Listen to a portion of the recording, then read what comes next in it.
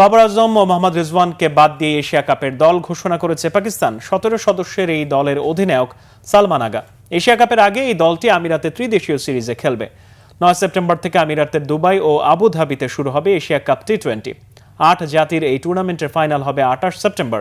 Asia কাপের প্রস্তুতির লক্ষ্যে আফগানিস্তান ও আমিরাতকে নিয়ে ত্রিদেশীয় টুর্নামেন্ট খেলবে পাকিস্তান। এই আসরটি 29 আগস্ট শুরু হয়ে ফাইনাল হবে 7 সেপ্টেম্বর। টি-20 ফরম্যাটে পাকিস্তান শেষ 3টি সিরিজই খেলেছে বাবর আজম ও মোহাম্মদ রিজওয়ানকে ছাড়াই। এমনকি শাহিন শাহ আফ্রিদিকে রাখা হয়নি এই 3 সিরিজে। তাতেই পরিষ্কার হয়ে যায় পাকিস্তানের হয়ে বাবর ও রিজওয়ানের টি-20 ক্যারিয়ার শেষ পর্যায়ে।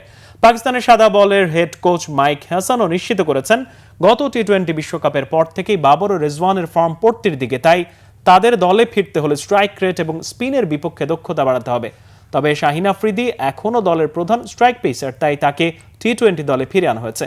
এশিয়া কাপ দলে অভিজ্ঞ ফাখর জামান, হারিস রৌফ, সাইম আইয়ুব, খুশদিল শাহ, হোসেন তালাতকে রাখা হয়েছে। এছাড়া Mohammad Nawaz, Mohammad Wasim junior, wicket keeper Mohammad Haris, Abrar Ahmed, Faheem Ashraf, Hasan Ali, Hasan Nawaz, Sahibzada Farhan, Salman Mirza ও সুফিয়ান মুকিম সুযোগ পেয়েছেন। বাংলাদেশ সফরে সর্বোচ্চ 7 উইকেট নেয় সালমান মির্জার উপর আস্থা রেখেছেন নির্বাচকরা।